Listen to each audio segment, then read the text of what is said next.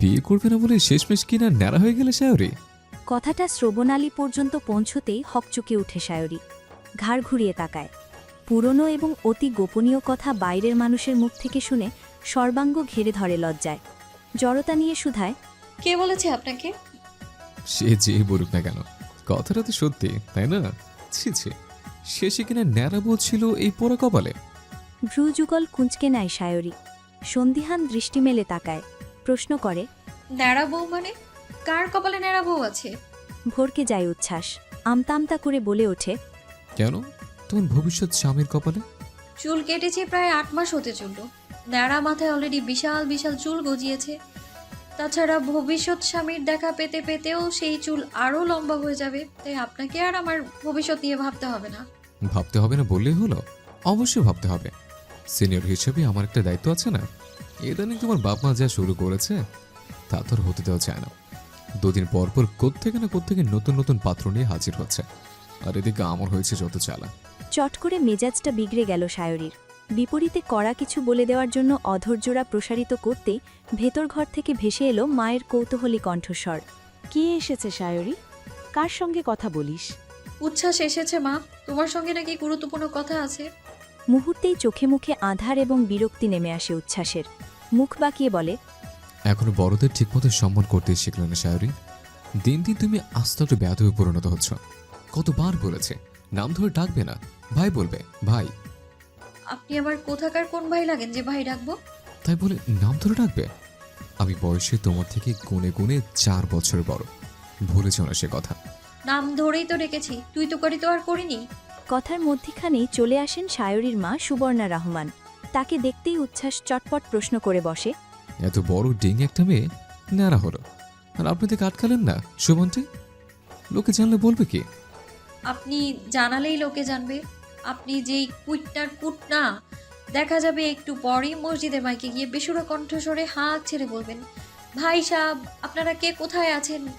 এদিকে তপন রেজার কন্যা শায়রি রেজা তো ন্যাড়া হয়ে গেছে। শুনুন উচ্ছ্বাস, সত্যি সত্যি যদি এই কথা আপনি কাউকে বলেন তাহলে আপনাকে আমি আর এই বাড়িতে কখনোই ঢুকতে দেব না। রাগান্বিত স্বরে কথাটি বলে স্থান ত্যাগ করে শায়রি। তার কথাই দমে না উচ্ছ্বাস। পেছন থেকে বিদ্রুপ করে বলে ওঠে, তোমাদের বাড়িতে ঢুকতে না দিলে জানো পুকুরে ঝাঁপ দিয়ে মরে যাবো আমি। নেহাত শুভ আন্টিকে আমি আমার মায়ের চোখে দেখি, তাই ভালোবাসার টানে ওনাকে এক পলক দেখার জন্য ছুটে আসে। তাতে কত অপমানের শিকার হতে হয়। কথাটা শেষ করে দীর্ঘশ্বাস ফেলে উচ্ছ্বাস। আহ্লাদে গদগদ হয়ে ওঠেন সুবর্ণা রহমান। এই একটা মাত্র ছেলে কি ভালোটাই না বাসে ওনাকে। সারা জীবন সবাই শুধু সুবর্ণা নামেই সম্বোধন করে এসেছে। স্বামীও এর ব্যতিক্রম নন। সন্তান হওয়ার আগে ডাকতেন সুবর্ণা বলে, আর সন্তান হওয়ার পর ডাকেন সায়ানের মা বলে। অথচ এই ছেলেটা কি সুন্দর করেই না সম্বোধন করে শুভ আন্টি। শুনলেই মন প্রাণ জুড়িয়ে যায় সুবর্ণার। আহ্লাদে গদগদ হয়ে উচ্ছ্বাসের উদ্দেশ্যে প্রস্তাব রাখলেন, কাচ্চি রান্না করেছিলাম বাবা, একটু যদি টেস্ট করে বলতে কেমন হয়েছে? দুপুরের খাবার খেয়ে আপনার সঙ্গে দেখা করতে এসেছি শুভ আন্টি, পেটে একটু জায়গাও খালি নেই। অধরের হাসিটা এক নিমিষেই অদৃশ্য হয়ে গেল সুবর্ণা রহমানের। হাসি মিলিয়ে যাওয়ার কারণ খুব সহজেই ধরে ফেলল উচ্ছ্বাস। সঙ্গে সঙ্গে অপ্রস্তুত হাসল। বলল, আপনি যেহেতু রান্না করেছেন নিশ্চয়ই খাবারটা অনেক সুস্বাদু হয়েছে। আমার কেন যেন মনে হচ্ছে পেটে এখন একটু জায়গা আছে। দিন তবে একটু খেয়ে দেখি। কথাটা শ্রবণাতীত হতেই পূর্বের হাসিটা আবারও স্থান পেল সুবর্ণার মুখে। বললেন, চলো তবে খাবার টেবিলে। না না আন্টি, ভেতর আর যাব না, এখানে আনুন। আচ্ছা তবে বসো। দ্রুত পায়ে রান্নাঘরে চলে গেলেন সুবর্ণা। কয়েক মিনিট বাদে কাঁচের প্লেটে করে নিয়ে এলেন কাচ্চি। তার মধ্যে বিশাল সাইজের দুটো গোশত এবং আলু উকি দিচ্ছে। হাস্যোজ্জ্বল মুখে এক লোকমা কাচ্চি মুখে তুলতেই কুঁচকে গেল উচ্ছ্বাসের চোখ মুখ। সুবর্ণা রহমান আগ্রহভরা দৃষ্টি নিয়ে তাকিয়ে রইলেন। পল্লব ঝাপটে শুধালেন, কেমন হয়েছে খেতে? মুখের খাবারটুকু জোরপূর্বক গিলে ফেলল উচ্ছ্বাস। নরম চিত্তে বলল, খুব ভালো হয়েছে শুভ আন্টি, আপনার হাতে সত্যিই জাদু আছে। তবে ইদানিং ধরে লবণ খাওয়াটা না আমি ছেড়ে দিয়েছি, তাই হয়তো লবণ একটু বেশি মনে হলো। লবণ খাওয়া স্বাস্থ্যের জন্য খুবই ক্ষতিকারক। তৎক্ষণাৎ কাচ্চি একটু চেখে দেখলেন সুবর্ণা রহমান। জিভে কামড় দিয়ে বলে উঠলেন, দেখেছো কাণ্ড, ভুল করে কতগুলো লবণ দিয়ে ফেলেছি, এখন সবাই খাবে কি করে? আহা আন্টি, এত বছর ধরে রান্না করে আসছেন, সবসময় কি আর একরকম হয় নাকি? মাঝে মধ্যে একটু ভুল হয়, এক কাজ করবেন, দই দিয়ে সালাদ তৈরি করে বিরিয়ানির সঙ্গে মিশিয়ে খেয়ে নেবেন, আর নোনতা লাগবে না। চোখজোড়া পানিতে চিকচিক করে উঠল সুবর্ণা রহমানের। কি ভালো ছেলে, সহজেই কি সুন্দর একটা বুদ্ধি দিয়ে দিল। উপস্থিত বুদ্ধির তারিফও করলেন মনে মনে। সুবর্ণাকে ভাবনার মধ্যে ডুব দিতে দেখেই সুযোগ বুঝে সেন্টার টেবিলটায় প্লেটটা রেখে হাত ধুয়ে এলো উচ্ছ্বাস। বিনয় সুরে বলল, আজ তাহলে আসি শুভান্তে, সায়রীকে নিয়ে আমাদের বাড়িতে যাবেন। মা কিন্তু অনেকদিন ধরে আপনাকে স্মরণ করেছেন, দেখার জন্য উদ্গ্রীব হয়ে আছেন। আসলে সংসারের ব্যস্ততায় সময়ই পাই না, তবে ঠিক যাব একদিন। আর বিলম্ব না করে বিদায় নিয়ে রেজাভিলা থেকে বের হলো উচ্ছ্বাস। নিচে নেমেই পাশের মুদি দোকান থেকে 10 টাকা দামের একটি আইসক্রিম কিনে দ্রুত মুখে পুরে নিল। আক্রোশে ভরা মন নিয়ে বলল, অখাদ্য খেয়ে মুখটা একেবারে নষ্ট হয়ে গেছে, এর থেকে আমার মায়ের রান্না হাজার গুণ ভালো। এবার কণ্ঠে জমা হলো আফসোস। আফসোস নিয়েই কথাটা শেষ করল, হাই সায়রী, শুধুমাত্র তোমার জন্য তোমার মায়ের হাতের ওই অখাদ্য খাবার খেয়ে আজ মুখ নষ্ট করলাম আমি, সাথে নষ্ট হয়েছে মুখটাও। অথচ তুমি বুঝলে না আমার এত ত্যাগ। কি বলেছিল, মেয়ে নয় বরং মেয়ের মাকে পটাও, তাহলেই রাস্তা হবে ক্লিয়ার। তাকে যদি আজ সামনে পেতাম তাহলে এলাকার পোলাপিন সঙ্গে নিয়ে রামধোলাই করতাম। বিড়বিড় করতে করতেই উচ্ছ্বাসের দৃষ্টি গিয়ে ঠেকল উপরের দিকে। সঙ্গে সঙ্গেই কিছুটা ঘাবড়ে গেল সে। ব্যারান্দার গ্রিল ধরে দাঁড়িয়ে আছে সায়রী, দৃষ্টি তার নিচে দাঁড়িয়ে থাকা উচ্ছ্বাসের পানে। মুখ থেকে আইসক্রিমটা বের করে শূন্যে তা তুলে ধরল উচ্ছ্বাস। দাঁত কেলিয়ে হেসে চিৎকার করে জিজ্ঞেস করল, খাবে? তৎক্ষণাৎ মুখ বাঁকিয়ে ভেতরে চলে গেল সায়রী। আর দাঁড়াল না উচ্ছ্বাস, সামনে হাঁটা ধরল সে। বিড়বিড় করে বলল, মেয়ের ভাবখানা দেখলে মনে হয় আমি যেন তার জামাই লাগে। কত বড় সাহস, আমায় মুখ বাঁকায়। বাড়িতে ফিরতেই ড্রয়িং রুমে বাবার মুখোমুখি হতে হলো উচ্ছ্বাসকে। সাব্বির আহমেদ সোফায় বসে দুপুরের খবর দেখছেন টিভিতে। ছেলেকে দেখতেই মেজাজ বিগড়ে গেল ওনার। আর চোখে পিতার দিকে তাকিয়ে নিজ কক্ষের দিকে পা বাড়াল উচ্ছ্বাস। সাব্বির আহমেদ সুউচ্চ কণ্ঠে বলে ওঠেন, ভর দুপুরে টই টই করে কোথায় ঘোরাফেরা হচ্ছিল? কতদিন বাবার ঘাড়ে বসে খাবে? বয়স তো কম হলো না, চাকরি বাকরির খোঁজখবর কি রাখো? ভেতর থেকে ছুটে এলেন মা নেহার বেগম। স্বামীর উদ্দেশ্যে বললেন, আহা, আবার কি হয়েছে? চেঁচামেচি করছো কেন ওর উপর? ছেলেটার বয়সই বা কত যে এখনই চাকরি বাকরি করতে হবে? এসব বলে বলেই লাই দিয়ে মাথায় তোলো ছেড়েকে। কম সিজিপিএ নিয়ে গ্র্যাজুয়েশন কমপ্লিট করলো, 1.5 বছর ধরে বাড়িতে বসে আছে। কাজ বলতে খায় দেয় আর টোটো করে সারা এলাকা চষে বেড়ায়। মেলামেশাও করে নিজের মতো ভাদাই মেয়েদের সঙ্গে। অথচ ওর সঙ্গে গ্র্যাজুয়েশন কমপ্লিট করে মিনহাজের ছেলেটা ভালো চাকরি করছে, কদিন পর বিয়ে করবে। বাপের আশায় বসে নেই ওরা। নীরবে স্থান ত্যাগ করল উচ্ছ্বাস। পুত্রের এমন খাপছাড়া আচরণে অপমানিত বোধ করলেন সাব্বির আহমেদ। স্ত্রীর দিকে চোখ রাঙিয়ে তাকালেন, চিবিয়ে চিবিয়ে বললেন, ছেলের সাহস দেখেছ? এখনই বাবাকে এলিয়ে চলা শিখে গেছে। শুধু তোমার জন্য এখনো বাড়িতে ওকে রেখে দিয়েছি, নইলে কবে ঘাট ধরে বের করে দিতাম। নেহার বেগমও আর দাঁড়ালেন না, প্রস্থান করলেন দ্রুত পায়ে। এসব বাক্যের সঙ্গে পূর্ব পরিচিত তিনি, তাই গুরুত্ব দেওয়ার প্রয়োজন মনে করলেন না। দুপুরের খাবার উদ্দেশ্যে ডাইনিং টেবিলে এসে বসেছে তপন, রেজা এবং সাইরি। বড় ভাই সায়ান গিয়েছে বুয়ের সঙ্গে শ্বশুরবাড়ি, কদিন ওখানেই থাকবে। সুবর্ণা খাবার বেড়ে দিয়ে নিজেও চেয়ার টেনে বসলেন। উচ্ছ্বাসের কথা মতো ঘরে থাকা টক দই এবং শশা দিয়ে সালাদ বানিয়েছেন ইউটিউব দেখে। মুখে এক লোকমা তুলতেই তপন, রেজা কুঁচকে নিলেন চোখ মুখ, বলে উঠলেন, বাজার থেকে আনা সব লবণ কি একসঙ্গে ঢেলে দিয়েছো কাচ্চিতে? রান্নার সময় মন থাকে কোথায়? মানুষ একটু চেখেও তো দেখে নাকি? লবণ কম হলেও না হয় মানা যেত, কিন্তু এখন কি করব? এখন তো লবণ বেশি। সালাদ দিয়ে মেখে খাও, আর নুনতা লাগবে না। এসব আজাইরা বুদ্ধি পাও কোথায়? বাবার মতোই সাইরিও কুঁচকে নেয় চোখ মুখ, বলে ওঠে, তুমি তো জানো মা, আমি এই সালাদটা মোটেও পছন্দ করি না। তাহলে আমি খাবো কি করে? বিরক্ত হলেন সুবর্ণা, তেজিয়ান কঞ্চে বললেন, হে, একই কাচ্চি উচ্ছ্বাসও তো টেস্ট করলো। কই, তোমাদের মতো করে তো অপমান করে কিছু বলল না, বরং সুন্দর করে ভুল ধরিয়ে দিল। আবার এই সালাদের বুদ্ধিটাও সেই দিল। এই মুহূর্তে খুব আফসোস হচ্ছে আমার। তুমি না হয় আমার স্বামী, স্বামীদের স্বভাবই বউদের ভুল পেলে লাফিয়ে ওঠা, কিন্তু ও আমার মেয়ে হয়ে কিভাবে এ কথা বলে? কিভাবে পারে আমার ভুল ধরতে? অভিমান করে ঘরে চলে গেলেন সুবর্ণা। সাইরি ফোঁস করে নিঃশ্বাস ছাড়ল, বিড়বিড় করে বলল, এই উচ্ছ্বাস দিন দিন আমার জীবনের সব উচ্ছ্বাস কেড়ে নিচ্ছে একদম। ক্যালেন্ডারে অগ্রহায়ণ শেষ হয়ে পৌষের আগমন। বেলা পর্যন্ত চারিদিক কুয়াশায় ঢাকা থাকে। দুপুরে যা একটু রোদ ওঠে, আবার বিকেলের আগেই চলে যায় তা। শীতের পোশাক পরে তার উপর আবার একটা চাদর মুড়িয়ে বাড়ি থেকে বের হয়েছে সাইরি। 3টে বিল্ডিং পার হয়ে পাশের গলিতে মোড় নিলেই দ্বিতীয় যেই বাড়িটি পড়ে তা হচ্ছে তপন রেজার আপন ছোট ভাই মশিউরের বাড়ি। মোড়ে ঘুরতেই ভ্রুজোড়া কুঁচকে গেল সাইরির। রাস্তার বিপরীতের একটা দোকানের সামনে দাঁড়িয়ে সিগারেট ধরাচ্ছে উচ্ছ্বাস। ধরানো শেষ হতেই দেহের সর্বশক্তি দিয়ে টান দিল তাতে। তারপর আকাশের দিকে মুখ করে ফু দিয়ে ধোঁয়া ছেড়ে চুমুক মারল ডান হাতে থাকা কোকের বোতলে। তার এহেন কাণ্ডে চমকায় সাইরি। উপস্থিত মাথায় এক দুষ্টু বুদ্ধি চাপে। দ্রুত মোবাইল বের করে ভিডিও অন করে।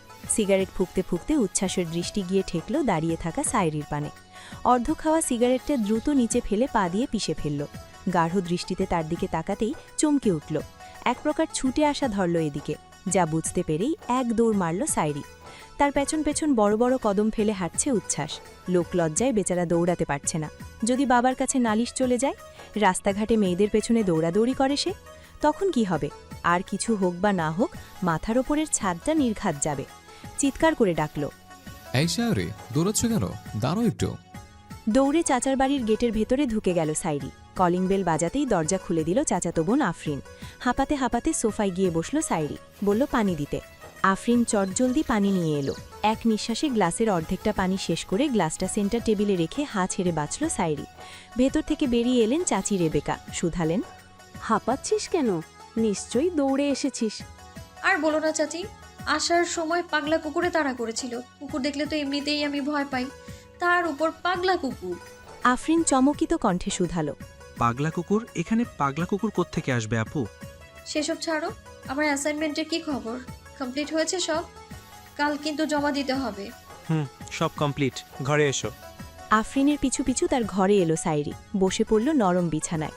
পড়ার টেবিল থেকে 3টে ফাইল এনে সাইরির পাশে তা রাখল আফরিন। বিলম্ব না করে ফাইলগুলো নিজ হাতে নিয়ে সফেদ পৃষ্ঠাগুলো উল্টে পাল্টে দেখে তৃপ্ত হাসল সাইরি। চাচাতো বোনের দিকে বাড়িয়ে দিল একটা লিপস্টিকের বক্স। মুহূর্তেই অধরে হাসি ফুটে উঠল আফরিনের। নিজ হাতে বক্সটা নিয়ে খুলতেই চোখ জোড়া চিকচিক করে উঠল। বিস্ময় নিয়ে বলে উঠল, 12টা লিপস্টিক? হ্যাঁ, 3টা অ্যাসাইনমেন্ট তৈরি করে দেওয়ার জন্য 6টা লিপস্টিক। আর বাকি 6টা? বোকা হাসল সাইরি। হাতে থাকা শপিং ব্যাগ থেকে আরও 3টে ফাইল বের করে এগিয়ে দিল। বলল, সামনের সপ্তাহে এই 3টা জমা দিতে হবে। একটু করে দিস প্লিজ। বাকি 6টা লিপস্টিক তোর জন্য অগ্রিম উপহার। মুখখানা চুপসে গেল আফরিনের। অসহায় মুখ করে বলল, ফাইল 3টে হলে কি হবে আপু? পেজ সংখ্যা অনেক। লিখতে লিখতে আমার হাত ব্যথা হয়ে গেছে। তার উপর আর কদিন পর আমার এইচএসসি পরীক্ষা। তার পরিস্থিতি বুঝতে পারল সাইরি। মৃদু হেসে বলল, ও আচ্ছা, সমস্যা নেই, এগুলো আমি না হয় ম্যানেজ করে নেব। আজ আসি তাহলে। এলেই তো এখন। এগুলো নিতে এসেছিলাম। মন দিয়ে লেখাপড়া কর তাহলে। সবার থেকে বিদায় নিয়ে গেট দিয়ে বের হতেই পা দুটো থমকে দাঁড়ায় সাইরির। ভেতরে গিয়ে উচ্ছ্বাসের কথা বেমালুম ভুলে গিয়েছিল সে। গেটের পাশেই দেয়ালে হেলান দিয়ে দাঁড়িয়ে আছে উচ্ছ্বাস। সাইরিকে দেখতেই হাস্যোজ্জ্বল মুখে এগিয়ে এলো। ভ্রুজোড়া কিঞ্চিত কুচকে নিল সাইরি। শুধালো, হাবলার মতো পথ আটকে দাঁড়িয়ে আছেন কেন? ফটো তুলছো নাকি ভিডিও করছো? সে যাই করো না কেন, ডিলিট করো। কিসের কথা বলছেন বুঝলাম না। সিগারেট খাওয়ার সময় যে মোবাইল তাক করে ভিডিও করলে সেটা ডিলিট করো। আপনার ভিডিও করতে আমার বইই গেছে। দরকার হলে রাস্তায় দাঁড়িয়ে আপনি গাঁজা খান, তাতে আমার কি? শোন, বাড়ি যাব। আচমকা সাইরির হাত থেকে মোবাইলটা ছিনিয়ে নিল উচ্ছ্বাস। তৎক্ষণাৎ চটে গেল সাইরি। রাগান্বিত কণ্ঠে বলল, এগুলো কি ধরনের অসভ্যতামি? তার কোনো কথাতেই কান দিল না উচ্ছ্বাস। মোবাইল অন করতেই দেখতে পেল পাসওয়ার্ড চাইছে। সাইরির দিকে তাকিয়ে প্রশ্ন ছুড়ল, পাসওয়ার্ড কি? জানি না। প্লিজ ডিলিট করে দাও না শায়রি সুন্দরী। আকুতি ভরা কণ্ঠে বলে উঠল উচ্ছ্বাস। মোবাইলটা নিজের হাতে নিয়ে মুখ বাঁকালো সায়রি। সামনের দিকে হাঁটতে হাঁটতে বলল, আমার মায়ের সামনে ভালো সাজা? এবার সবার হোয়াটসঅ্যাপে এই ভিডিও আমি পাঠিয়ে দেব। শালা সিগারেট খোর। শালা বললে আমায়? উত্তর দিল না সায়রি। তার সামনে এসে এবার কংক্রিটের রাস্তায় বসে পড়ে উচ্ছ্বাস। আহত দৃষ্টি মেলে তাকায়। মিনমিনে স্বরে বলে, এটা দেখার পর বাবা আমাকে বাড়ি থেকে বের করে দিবে। বেকার মানুষ আমি, কোথায় যাবো তখন? কি খাবো? সিগারেট খাওয়ার সময় মনে ছিল না? প্লিজ শায়রি, আমার এত বড় একটা ক্ষতি করো না। সায়রির মাথায় নতুন আরেকটি বুদ্ধির উৎপত্তি হলো। বাঁকা দৃষ্টিতে তাকিয়ে বলল, আচ্ছা উঠুন, কিন্তু এত তাড়াতাড়ি ডিলিট করা যাবে না। তবে আপনি চাইলে ভিডিওটা না হয় আমি কাউকে দেখাবো না, কিন্তু এর জন্য একটা শর্ত আছে। উঠে দাঁড়ালো উচ্ছ্বাস। ললাটে কিঞ্চিত ভাঁজ পড়ল। বলল, তুমিও তো একটা ন্যাড়া মেয়ে। কই, আমি তো কখনো কাউকে বলিনি যে শাওরি বিয়ে করবো না বলে ন্যাড়া হয়েছে। বিয়ের সঙ্গে ন্যাড়া হওয়ার কোনো সম্পর্ক নেই। আমার মাথায় ঘা হয়েছিল, ব্যথায় জ্বালায় কেটে ফেলেছি সব চুল। কই দেখি, হিসাব করো তো। তোর অসভ্য কোথাকার, এখনো কি সেগুলো আছে নাকি? একসঙ্গে কথাগুলো বলে সামনে হাঁটা ধরল সায়রী। বোকা বনে গেল উচ্ছ্বাস। খারাপ কোনো ইঙ্গিত করে তো কথাটা বলেনি সে। তাহলে কি সায়রী ভুল বুঝল তাকে? বুঝলে বুঝুক গিয়ে। দৌড়ে এসে মোলায়েম কণ্ঠে বলল, সব শর্তে রাজি আছে, তবুও কাউকে দেখিও না। দাঁড়িয়ে গেল সায়রী। শপিং ব্যাগটা এগিয়ে দিল উচ্ছ্বাসের দিকে। তার হাত থেকে ব্যাগটা নিজের হাতে নিল উচ্ছ্বাস। স্লান হেসে শুধালো, আজ আমার শপিং করেছ? এতে আমার অ্যাসাইনমেন্টে কিছু খাতা আছে, সামনের সপ্তাহে জমা দিতে হবে। অ্যাসাইনমেন্টগুলো করে রাখবেন, 5 দিন পর এসে নিয়ে যাব আমি। হতবিভল হয়ে গেল উচ্ছ্বাস। যে ছেলে নিজের অ্যাসাইনমেন্টই নিজ হাতে কখনো করেনি, বরং গার্লফ্রেন্ডদের দিয়ে করিয়েছে, আজ সে কিনা আরেকজনের অ্যাসাইনমেন্ট করে দিবে? এত সময় কোথায়? চেঁচিয়ে বলে উঠল, না, এ হতে পারে না। আমার এসব অ্যাসাইনমেন্ট করার সময় কোথায় বলো? আমি একটু ব্যস্ত মানুষ শাওরি, খাওয়ার সময় ঠিক মতো পাই না। ব্যস্ত? আপনি ব্যস্ত? কাজের মধ্যে তো ওই চিপায় চাপায় সিগারেট টানা, বন্ধুদের নিয়ে ঘোরাঘুরি করা, মেয়েদের সাথে ফ্ল্যাটিং করা। শুনুন উচ্ছ্বাস, অ্যাসাইনমেন্ট না করে দিলে কিন্তু এই ভিডিও আমি সোশ্যাল মিডিয়ায় ছেড়ে দেবো। আমার এক বন্ধুর পেজে 50,000 ফলোয়ার। তার পেজে যদি ভিডিওটা ছাড়ি তাহলে রাতারাতি আপনি ভাইরাল হয়ে যাবেন। একবার ভাইরাল হলে কি হবে ভাবতে পারছেন? রাতারাতি সেলিব্রিটি বনে যাবেন আপনি। ওয়াও! আঙ্কেলের হোয়াটসঅ্যাপেও পাঠাবো। এবার ভেবে দেখুন কি করবেন আপনি।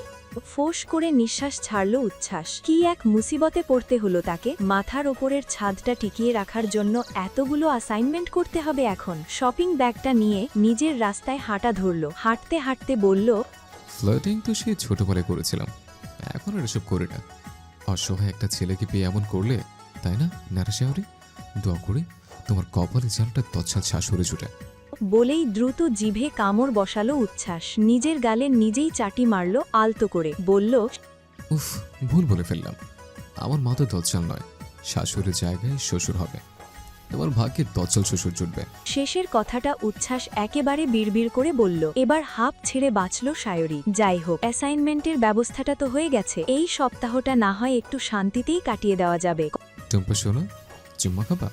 কথাটা বলা শেষ করেই সঙ্গে সঙ্গে নিজ জিভে কামড় বসালো উচ্ছ্বাস। ছাদের অপর পাশে দাঁড়ানো ভাড়াটের মেয়ে টুম্পা ফ্যালফ্যাল নয়নে তাকিয়ে আছে তার পানে। মেয়েটির চাহনি দেখে অপ্রস্তুত হয় উচ্ছ্বাস। দাঁত কপাটি বের করে হাসে। হাতে থাকা চানাচুরের প্যাকেটটা বাড়িয়ে দিয়ে বলে, বলতে চেয়েছিলাম টুম্পা শোনা, চানাচুর খাবা, কিন্তু মুখ ফুসকে চুম্মা বের হয়ে গেছে। ডোন্ট মাইন্ড মাই টুম্পা সুন্দরী। টুম্পা এগিয়ে এসে উচ্ছ্বাসের পাশ ঘেঁষে ছাদের রেলিং ধরে দাঁড়ালো। বাড়িয়ে দিল হাত। তার হাত বাড়ানো দেখে ভ্রু যুগল কুচকে নেয় উচ্ছ্বাস। তার কুচকে যাওয়া ভ্রু দেখে মৃদু হাসল টুম্পা। বলল, এখন না জিজ্ঞেস করলে চানাচুর খাবো কিনা? কই দাও। বিপরীতে মেকি হাসে উচ্ছ্বাস। এগিয়ে দেয় প্যাকেট। মুঠ ভর্তি চানাচোর নিয়ে বিশাল একটা হাঁ করে তা মুখে পুরে নেয় টুম্পা। হৃদয়খানা ছিন্ন ভিন্ন হয়ে যায় উচ্ছ্বাসের। চিৎকার করে বলতে ইচ্ছে করে, আহা আমার প্রিয় চানাচুর। কয়েক মিনিট পার হতেই দীর্ঘশ্বাস ফেলে বিনম্র কণ্ঠে বলে ওঠে, আমার একটু উপকার করবে টুম্পা? আগ্রহ ভরা লোচনে ঘাড় উঁচিয়ে তাকায় টুম্পা। সুধায়, কি উপকার উচ্ছ্বাস ভাই? শুনেছি তোমার হাতের লেখা নাকি তোমার মতোই খুব সুন্দর, লেখাপড়া নাকি তোমার মস্তিষ্ক বড্ড ভালো। প্রশংসায় লজ্জা রাঙা হয়ে উঠল টুম্পার মুখখানা। নুইয়ে নিল মাথা। তার মুখখানা দেখে উৎফুল্ল হয়ে উঠল উচ্ছ্বাসের মন। হেরফের না করে আসল কথাটা বলেই বসল, 3টে অ্যাসাইনমেন্ট করে দিবে গো সুন্দরী, দাও না করে, সামনের সপ্তাহে যে জমা দিতে হবে। পুনরায় চোখ তুলে তাকালো টুম্পা। চোখ জোড়ায় বিস্ময়। সুধায়, অ্যাসাইনমেন্ট? কিসের অ্যাসাইনমেন্ট? তোমার তো লেখাপড়ার পাঠ সেই কবেই চুকে গেছে উচ্ছ্বাস ভাই। আমার নামে টুম্পা সুন্দরী, অন্য কারোর করে দিবে? এই সম্ভব নয়। 2 দিন পর আমার ইয়ার চেঞ্জ পরীক্ষা। দিনকাল খুব ব্যস্ততায় কাটছে। কই, পলাশের সঙ্গে যে ফুচকা খেতে যাও তখন তো কোনো ব্যস্ততা থাকে না? বিস্মিত দৃষ্টিতে এবার যোগ হয় ভয়। শীতের মধ্যেই কপালে যে ঘাম জমছে তা উপলব্ধি করে টুম্পা। তার এমন হাবভাব দেখে মেকি হাসে উচ্ছ্বাস। অভিমানী কণ্ঠে বলে, বয়ফ্রেন্ডকে দেওয়ার মতো সময় আছে, অথচ আমার অ্যাসাইনমেন্ট করে দেওয়ার মতো সময় নেই। আচ্ছা, সমস্যা নেই, তুমি তোমার এই বলদার বয়ফ্রেন্ডকে নিয়েই ব্যস্ত থাকো, আমি চললাম। সুন্দরী রমণের কি অভাব পড়েছে দেশে? আমাকে ভুল বুঝছো উচ্ছ্বাস ভাই। পলাশ আমার বান্ধবীর ভাই। আমি তো দাঁড়িয়ে দাঁড়িয়ে ফুচকা খাচ্ছিলাম, তখনই পথে দেখা হলো ওনার সঙ্গে। উনি, তার কথা দেখলাম, প্রথমে বান্ধবীর ভাই বলে পরিচয় দেয়, তারপর দেখি সে বান্ধবীর ভাই জামাই হয়েছে। বড্ড আশা নিয়ে তোমার কাছে এসেছিল, কিন্তু সে আশা তুমি রড দিয়ে ভেঙে ঘুরিয়ে দিলে। আমি চাই তুমি বরং নতুন মানুষকে নিয়ে ভালো থাকো। দুঃখী দুঃখী মুখ করে যাওয়ার জন্য সিঁড়িতে পা বাড়ায় উচ্ছ্বাস। তৎক্ষণাৎ পিছু ডাকে টুম্পা। গোমরা মুখে বলে ওঠে, সমস্যা নেই উচ্ছ্বাস ভাই, দিয়ে যাও তোমার অ্যাসাইনমেন্ট, আমি এই সপ্তাহেই করে দেব। দিবে বলছো? হুম। তোমার চেহারার মতো তোমার মনটা অনেক সুন্দর টুম্পা, এই জন্যই তোমাকে আমার এতটা ভালো লাগে। সত্যি ভালো লাগে? হ্যাঁ, অনেক। বেজায় খুশি হলো টুম্পা। গুনগুন করতে করতে সিঁড়ি বেয়ে নিচে নেমে গেল। দম ছাড়ল উচ্ছ্বাস। খোলা অন্তরিক্ষে চেয়ে বিড়বিড় করল, এই মিথ্যে প্রশংসায় সব মেয়ে পড়ে যায়, এমনকি আমার হবু শাশুড়ি পড়ে গেছে। শুধু তুমিই পড়লে না, ন্যাড়া শাশুড়ি।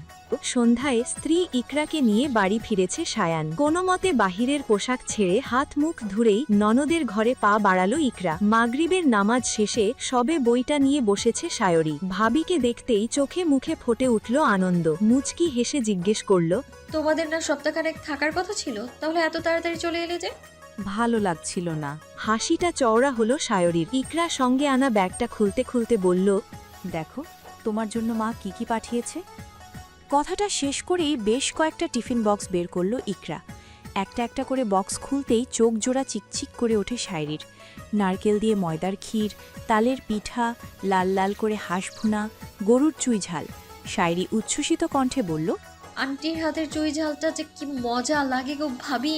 এই চুই ঝাল খেলে যে কেউই বুঝে যাবে আন্টি যে খুলনার মানুষ। প্রত্যুত্তরে মুচকি হাসল ইকরা। জিজ্ঞেস করল, এখনই খাবার বাড়বো? তোমাকে বাড়তে হবে না, এতটা পথ এসেছো, যাও গিয়ে বিশ্রাম নাও। এগুলো আমি গুছিয়ে রাখছি।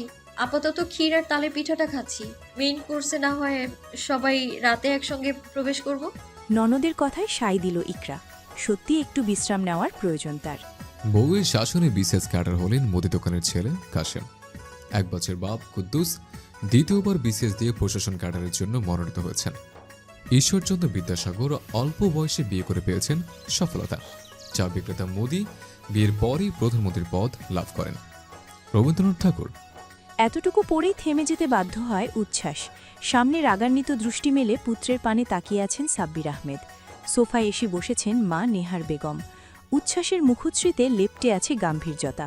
গম্ভীর কণ্ঠে বলল, এজন্যই তো বলে আমার জীবনটা তো অসফলতায় ভরা কেন। বিয়ে, হ্যাঁ বিয়ে। এই বিয়ে না করার কারণে আজ আমার সিজিপিএ এত লো, চাকরিও হচ্ছে না। হুঙ্কার ছাড়লেন সাব্বির আহমেদ। আচমকা পিতার এহেন হুঙ্কারে একটু ঘাবড়াল না উচ্ছ্বাস। কণ্ঠে পূর্বের ন্যায় গম্ভীরতা এটেই বলল, ঘটককে খবর দিয়ে টাকা নষ্ট করার দরকার নেই। মেয়ে আমার আগে থেকে পছন্দ আছে। তুমি বরং মাকে নিয়ে কাল ওদের বাড়ি গিয়ে বিয়েটা একেবারে পাকা করে এসো। বলেই থামল। গলা ঝেড়ে পুনরায় বলল, আবার ভেবর আমি পাগলা হয়ে গেছে। আমার জীবনের একমাত্র লক্ষ্যই হচ্ছে সফলতা। সফলতা পাওয়ার জন্য আমি সব করতে পারি। দরকার হলে সারাদিন ঘুমিয়ে নিজেকে তিলে তিলে শেষ করেও দিতে পারি। কিন্তু আফসোসের বিষয় হচ্ছে ঘুম নয়, বরং প্রকৃত সফলতা আসবে বিয়ের মাধ্যমে। সাব্বির আহমেদ নিজেকে যথেষ্ট স্বাভাবিক রাখার প্রয়াস চালিয়ে যাচ্ছেন। তেজি কণ্ঠে বিদ্রুপ করে বললেন, তা বউকে খাওয়াবে কি, পড়াবে কি? নিজেই তো এখনো বাপের হোটেলে বসে 3 বেলা গান্ডে পিণ্ডে গিলছ। এটাকে হোটেল বলে নাকি? খাওয়ার পর একটু কোক পাওয়া যায় না, সিগারেট পাওয়া যায় না। কথাটা বলেই বোকা হাসল উচ্ছ্বাস। ভুল জায়গায় ভুল কথা বলে ফেলেছে সে। ছেলের অধঃপতন দেখে হতবাক হয়ে গেলেন সাব্বির আহমেদ। কথাটা ঘুরিয়ে উচ্ছ্বাস বলে উঠল, কাশিমের বাপ যদি মুদি দোকানে হয়ে বেকার ছেলেকে বিয়ে করিয়ে বিসিএস ক্যাডার বানাতে পারে, তাহলে তুমি কেন পারবে না? ঘুষের টাকা দিয়ে যে এত বড় একটা বাড়ি বানিয়েছ, জমি কিনেছ, মাস শেষে তো কম টাকা পাও না। আমার নাতি নাতনি পর্যন্ত পায়ের উপর পা তুলে খেয়ে যেতে পারবে। তেতে উঠলেন সাব্বির আহমেদ। এবার আর রাগটাকে দমন করা যেন কিছুতেই সম্ভবপর নয়। সারা জীবন ঘুষ থেকে তিনি 10 হাত দূরে থেকে এসেছেন, অথচ আজ কিনা ছেলে এসব উল্টাপাল্টা অপবাদ মাথায় চাপিয়ে দিচ্ছে। ঝাঁঝালো কণ্ঠে স্ত্রীর উদ্দেশ্যে বললেন, এই অসভ্য ছেলেকে এখনই আমার বাড়ি থেকে বের হয়ে যেতে বলো, নইলে আমি কিন্তু সোফা তুলে ওর মাথায় মারব। একটা চেয়ার তুলতেই হাত কাঁপে, আবার উনি নাকি তুলবেন সোফা। ওলাই ফাপড়। ঠাট্টা করেই কথাটা বলল উচ্ছ্বাস। রাগে কাঁপছেন সাব্বির আহমেদ। দ্রুত গিয়ে সোফার পাশের ফুলদানিটা তুলে নিলেন হাতে। এগিয়ে আসতে লাগলেন পুত্রের নিকটে। ঠাট্টাশ্লেষ দৃষ্টিতে মুহূর্তেই জমা হলো ভয়। তার মানে বাবা এতক্ষণ সিরিয়াস ছিল? নেহার বেগম চিৎকার করে বললেন, পালাতে। মায়ের চিৎকার করতে দেরি, কিন্তু উচ্ছ্বাসের পালাতে দেরি হলো না। এক দৌড়ে দরজা খুলে বেরিয়ে গেল ফ্ল্যাট থেকে। নেহার বেগম তৎক্ষণাৎ ব্যস্ত হয়ে পড়লেন স্বামীর রাগ নিয়ন্ত্রণে আনতে। ঘন ঘন নিঃশ্বাস নিতে লাগলেন সাব্বির আহমেদ। ভারী কণ্ঠে বললেন, তোমার ছেলে বকে গেছে নেহা, ফাজিল ছেলে, অসভ্য ছেলে। ওকে আমার সামনে পেলেই মাথা ফাটিয়ে ফেলবো। থামলেন সাব্বির আহমেদ। কিছুটা স্বাভাবিক হয়ে দ্রুত পদে নিজের সিদ্ধান্ত বদলে বললেন, মাথা ফাটালে তো সেই আমার টাকাগুলোই অপচয় হবে। থাক, মাথা ফাটানোর সিদ্ধান্ত বাদ। আগামী 4 দিন ওর খাওয়া বন্ধ। বাড়ি থেকে বেরিয়ে গলি দিয়ে হাঁটছে উচ্ছ্বাস, হাতে ধরানো জ্বলন্ত সিগারেট। খানিক বাদে বাদে জোরে জোরে নিঃশ্বাস ফেলছে সে। জ্যাকেটটা সঙ্গে আনতে ভুলে গেছে, যার পর্নায় প্রচণ্ড ঠান্ডা লাগছে। হাঁটতে হাঁটতে মনে পড়ল রাতের খাবারটা খাওয়া হয়নি। তৎক্ষণাৎ পকেট থেকে মোবাইল বের করে মায়ের নাম্বারে কল লাগালো। রিসিভ হতেই বলল, ওমা গো, ক্ষুধা লেগেছে। বিরক্ত হলেন নেহার। ঝাঁজ নিয়েই বললেন, উল্টাপাল্টা বলার সময় খেয়াল ছিল না? বাহিরে খেয়ে নে, রাতটাও বন্ধুর বাড়িতে ম্যানেজ করে নে। আপাতত বাপের সামনে আসিস না, অনেক রেগে আছে তোর উপর। শোনো, বল। পাঙ্গাস মাছের ডিম ফুল রিচে ভেজে রেখেছিল, ওগুলো ফ্রিজে রেখে দাও। যেদিন আসবো সেদিন না হয় খেয়ে নেব। বাবার সাথে তাল মিলিয়ে না পাঙ্গাস দেখলে নাক ছিটকাস? পাঙ্গাস ভালো লাগে না, তবে ওগুলো খুব টেস্টি। নিঃশব্দে হাসলেন নেহার। বললেন, সমস্যা নেই, আবার না হয় পাঙ্গাস আনিয়ে নতুন করে তোকে ভেজে খাওয়াবো ফুলুরি আর ডিম। আচ্ছা, সঙ্গে টাকা আছে? যেই দৌড় দিলি মনে তো হয় না টাকা পয়সা আছে সঙ্গে। পকেট হাতরে 30 টাকা পেয়েছিলাম, তার মধ্যে এখন মাত্র 10 টাকা অবশিষ্ট আছে। আচ্ছা, তোর বাবার বিকাশ থেকে পাঠিয়ে দিচ্ছি। মাদের বাংলাদেশি অ্যাওয়ার্ডটা তোমাকেই দেওয়া উচিত মা। বাবার কপাল দেখে মাঝে মধ্যে আমি খুব অবাক হই। কতটা ভাগ্য করে তোমার পেয়েছে বলো তো। সত্যি বলতে তুমি আরো ভালো একটা জামা ডিজার্ভ করো মা। নানার জায়গায় আমি হলে বাবার হাতে কিছুতেই তোমাকে তুলে দিতাম না। এই জন্যই তুই আমার বাপের জায়গায় ছিলি না, শয়তান। বাবার নামে কি সব বলে? তোর বাবা শুনলে এতক্ষণে তোর গর্দান কেটে নিত। শব্দ করে নিঃশ্বাস টেনে নিল উচ্ছ্বাস। কল কেটে আবারও মোবাইলটা পকেটে ভরে হাঁটতে লাগলো। কিছু মিনিট অতিক্রম হতেই মোবাইলে টুংটাং শব্দ হলো। মোবাইল চেক করতেই ঠোঁটের কার্নিশে ফুটে উঠল হাসি। মা টাকা পাঠিয়েছে। শহুরে এলাকায় অলিগলি পার হলেই চোখে পড়ে বিভিন্ন রেস্তোরাঁ। তার মধ্যে থেকে একটা রেস্তোরাঁয় ঢুকে পড়ল উচ্ছ্বাস। পেট ভরে খেয়ে বিল দিয়ে বেরিয়ে এলো। খাওয়ার আগে একটা এবং খাওয়ার পরে আরেকটা সিগারেট না খেলে তার আবার চলে না। সিগারেট ফুঁকা শেষ হতেই মোবাইল হাতে নিয়ে বন্ধুকে কল দিয়ে জানিয়ে দিল আজ রাতটা তাদের বাড়িতেই থাকবে। হাঁটতে হাঁটতে ফেসবুক অ্যাকাউন্ট লগ ইন করতেই চোখ দুটো কপালে ওঠার উপক্রম। সেই 9 মাস আগে শায়রিকে ফ্রেন্ড রিকোয়েস্ট পাঠিয়েছিল উচ্ছ্বাস, যা আজ অ্যাকসেপ্ট হয়েছে। একেবারে বাচ্চা পয়দা করার মতো অবস্থা। মেসেঞ্জারে টুং করে শব্দ হলো। শায়রি মেসেজ পাঠিয়েছে। আগ্রহ নিয়ে মেসেজ ওপেন করতেই বিরক্তিতে চোখ মুখ কুঁচকে নিল উচ্ছ্বাস। মেসেজে লেখা, কি করছেন? অ্যাসাইনমেন্ট লেখা কত দূর? কয়টা পৃষ্ঠা লিখেছেন? শায়রি কেন যে রিকোয়েস্ট অ্যাকসেপ্ট করেছে তা এবার পুরোপুরিভাবে উচ্ছ্বাসের কাছে সুস্পষ্ট। উচ্ছ্বাস চটপট রিপ্লাই দিল, অ্যাসাইনমেন্ট? ও, মনে পড়েছে। এখনো ব্যাগ থেকে বের করা হয়নি। রাস্তায় রাস্তায় ঘুরছি আর গাইছি, ও শায়রি গেছস কিনা ভুললা মারে, আমি অহন ঘোরাঘুরি করি ঢাকা শহরে, ও শায়রি গেছস কিনা ভুললা মারে। সাথে যুক্ত করল একটা স্যাড ইমোজি। সঙ্গে সঙ্গে সিন হলো মেসেজ। মনে হচ্ছে এতক্ষণ যেন রিপ্লাইয়ের আশায় অপর পাশে বসে অপেক্ষা করছিল শায়রি। এবার সরাসরি কল এলো। রিসিভ করল না উচ্ছ্বাস। মেসেজ এলো, না ধরলে ভিডিও ভাইরাল করে দেব। তমিশ্রায় নিমজ্জিত অম্বরে চোখ তুলে সশব্দে নিঃশ্বাস ফেলে উচ্ছ্বাস। আবারও কল আসে। রিসিভ করে কানে ধরে। ব্লুটুথটা সঙ্গে আনা হয়নি। ব্লুটুথ ছাড়া মেসেঞ্জার কলে কি আর ঠিকমতো কথা বলা যায়? অপর পাশ থেকে মেইলি কণ্ঠের ঝাঝালো বাক্য, গতকাল বিকেলে আপনাকে অ্যাসাইনমেন্টের খাতা দিলাম আর আপনি কিনা এখনো খুলে দেখেননি। সামনের সপ্তাহে কিন্তু আমার অ্যাসাইনমেন্ট চাই। অ্যাসাইনমেন্ট না করলে কি হবে? কি হবে মানে? আমার মার্ক কমবে। মার্ক কমলে মেইন পরীক্ষাতেও তো সমস্যা হবে। সমস্যা হলে আর কি হবে? তোমার বাবা বিয়ে দিয়ে দিবে, চিন্তা নেই, আমি তো আছি। তুমি বউ বানিয়ে ঘরে তুলব। নারা শায়রি, সেই আশায় বসে বসে বুইরা হন। বেকার ছেলের কাছে আমার বাবা মেয়ে বিয়ে দেবে না। সারা জীবনকার বেকার থাকবো নাকি? বউয়ের রূপের আগুনে ঠিকই বিশেষ কার্ডার হয়ে যাব। তাছাড়া তুমি তো এখন ন্যাড়া। শুনেছি ন্যাড়া মাথা অনেক উজ্জ্বল থাকে। আর একবার ন্যাড়া ন্যাড়া করলে ব্লক মারবো। চুপসে গেল উচ্ছ্বাস। শায়রি গম্ভীর কণ্ঠে আদেশের সুরে বলল, দ্রুত বাসে গিয়ে লেখা শুরু করুন। অনেক লেখা, 5 দিনে কুলোতে পারবেন না। বাসায় যাওয়া যাবে না। কেন? বাবা বের করে দিয়েছে বাসা থেকে, আর বলে দিয়েছে আগামী 4 দিন যাতে বাড়ির দৃশ্যমানায় না দেখে। কি করেছিলেন যে বের করে দিল? কিছুই করেনি। সায়রীর মাথায় হাত, মনে হচ্ছে জ্বর আসবে। নিজেই নিজের মাথাটা ফাটিয়ে ফেলতে মন চাচ্ছে। কেন এই ইতর প্রাণীটিকে অ্যাসাইনমেন্ট করতে দিয়েছিল সে? এখন তার কি হবে? ভাবতেই কান্না পেল সায়রীর। অপর পাশ থেকে হালো হালো করছে উচ্ছ্বাস। আচমকাই তেটে গেল কল। এসবে আর মাথা না ঘামিয়ে বন্ধুর বাড়ির উদ্দেশ্যে রওনা দিল উচ্ছ্বাস। বাড়ি বেশি দূরে নয়, হেঁটেই যাওয়া যায়। সিলিংয়ের পানে হতাশ দৃষ্টি মেলে এলোমেলোভাবে শুয়ে আছে সায়রী। এই শীতের মধ্যেই ভবিষ্যৎ নিয়ে চিন্তায় ঘেমে নেই অবস্থা তার করুণ। কি হবে এবার? দুদিন ধরে বাড়িতে নেই সাব্বির আহমেদ। বোনের বাড়ি গেছেন কি যেন একটা কাজে। ফাঁকা মাঠে গোল দেওয়ার মতো অবস্থা এখন উচ্ছ্বাসের। হাঁটু অবধি ঢাকা একটা হাফ প্যান্ট পরে উদম গায়ে সোফায় হাত পা ছড়িয়ে ছিটিয়ে বসে টিভি দেখছে সে। বেশ কয়েকবার কলিং বেল বেজে ওঠার পরেও তার মধ্যে কোনো হেলদোল নেই। শাড়ির আঁচলে হাত মুছতে মুছতে রান্নাঘর থেকে বেরিয়ে এলেন নেহার। সদর দরজার দিকে যেতে যেতে তীক্ষ্ণ কণ্ঠে পুত্রের উদ্দেশ্যে বললেন, বয়রা হয়ে গেছিস নাকি? কলিং বেলের শব্দ কানে যায় না? মায়ের প্রশ্নের কোনরূপ উত্তর দিল না উচ্ছ্বাস। টিভির দিকে দৃষ্টি রেখেই হো হো করে হেসে উঠল। কয়েক মিনিট অতিক্রম হতেই ড্রয়িং রুমে প্রবেশ করল সুবর্ণা রহমান এবং সায়রী।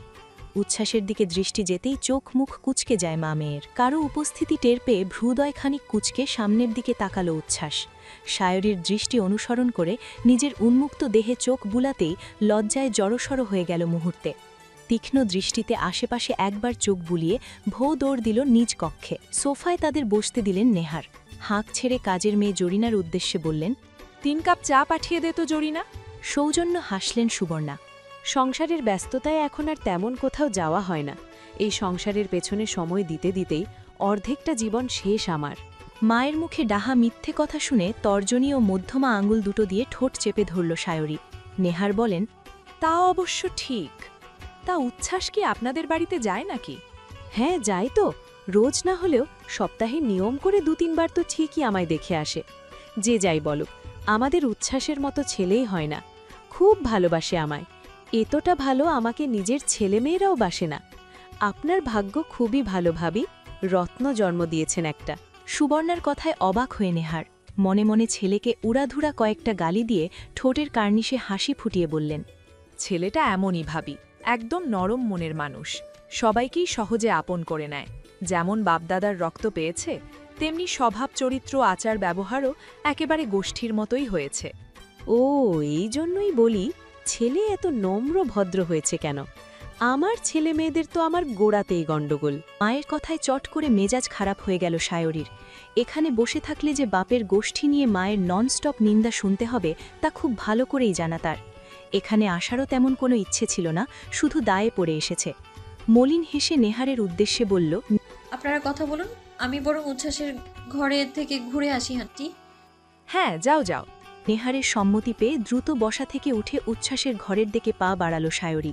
তখনই পেছন থেকে শুনল নেহারের ফিসফিসিয়ে করা প্রশ্নটা, আমাদের সাইরি তো সেই ছোটবেলা থেকেই দেখতে মাশাআল্লাহ। তা ভাবি, ওর এত লম্বা চুলগুলো কেটে ফেললেন কেন? এত বড় মেয়ের চুল গজাতে গজাতে তো অনেক সময় লাগবে। কথাটা শ্রবণালী পর্যন্ত পৌঁছাতেই গা পিত্তি জ্বলে উঠল সায়রীর। বুঝতে আর বাকি নেই কথাটা কে ছড়িয়েছে। ধূপধাপ পা খেলে উচ্ছ্বাসের ঘরে প্রবেশ করল। ধূসর রঙের টি শার্ট গায়ে জড়িয়ে মোবাইল হাতে বিছানায় বসে আছে উচ্ছ্বাস। মেইলি কণ্ঠস্বর পেতেই দরজার দিকে মাথা তুলে তাকালো। সায়রীকে দেখে মুচকি হেসে বলল, বিয়ের আগে যে আমার ঘরে আসতে পারে কজন মেয়ে বলো তো? তোমার ভাগ্য ভালো, শায়রি সুন্দরী। ছোটবেলা থেকে যে আমার ঘর দেখে বড় হয়েছে।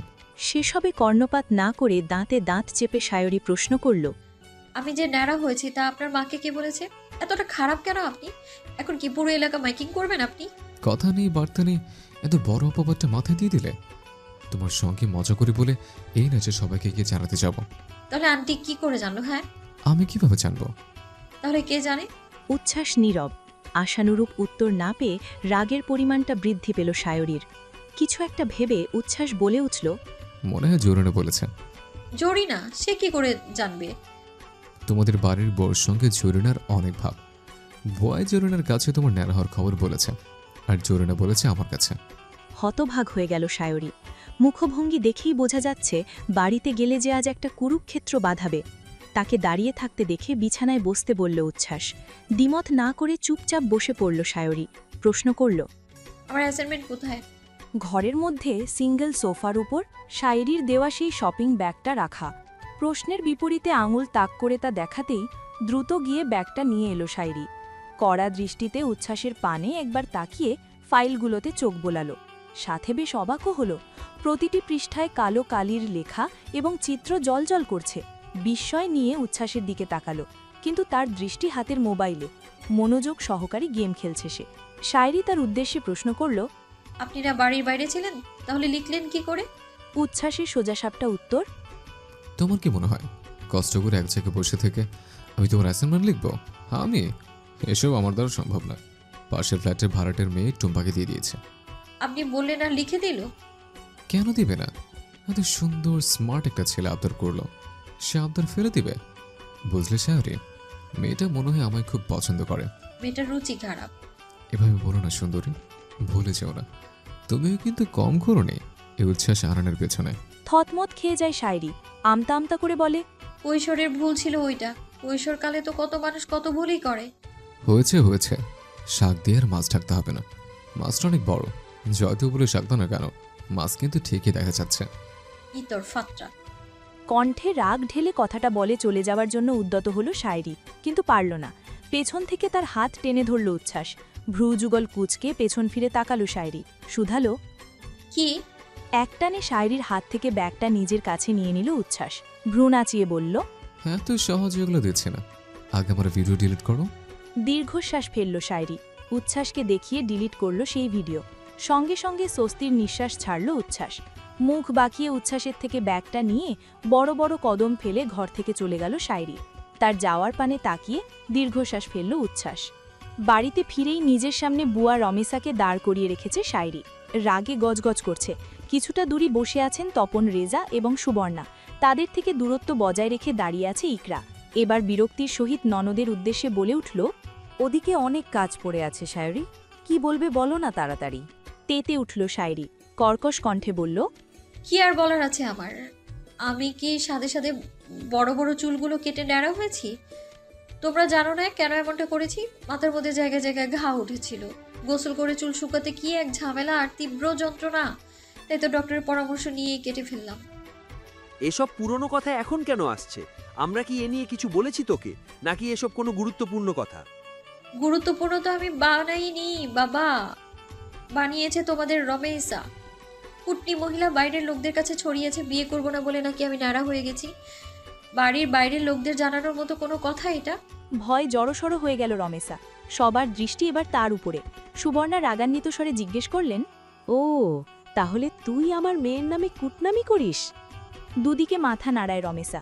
ভয়ার্ত কণ্ঠে বলে ওঠে, বিশ্বাস করেন চাচি যান, আমি কেউর কাছে আপার নামে কিছু কই নাই। ধমকে উঠল শায়রি। একদম মিথ্যে বলবে না। জরিনার কাছে বলনি? আসলে জরিনা আর আমি এক বস্তিতেই থাকি, তাই কথার ফাঁকে শুধু অরে করছিলাম। আবার মিথ্যা? নিচের ফ্ল্যাটের রূপার মাকেও তো বলেছো, বলনি? উনিও হেসে হেসে আমার জিজ্ঞেস করেছিল।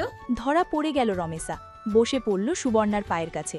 মরা কান্না জুড়ে দিয়ে বলল, চাচি যান গো, আপারে কন্যা আমারে যাতে মাফ কইরা দেয়, এই ভুল আমি আর জীবনেও করতাম না। উঠে গেল শায়রি। যেতে যেতে বলল, একে কাছ থেকে তাড়িয়ে নতুন কাউকে ঠিক করো তোমা। এমন কুটনির মুখ আমি আর দেখতে চাই না। কথাটা শেষ হতে না হতেই দরজায় জোরে শব্দ হলো। সজোরে দরজা লাগিয়ে দিয়েছে শায়রি। দীর্ঘশ্বাস ফেললেন তপন, রেজা। ঘরে যেতে যেতে বললেন, জীবনে আর শান্তি পেলাম না। ভাবলাম রিটায়ার্ড করে না হয় একটা ভালো সময় কাটাবো, কিন্তু তার আর হলো না। এখন এসে জুটেছে সংসারের যত ক্যাচাল।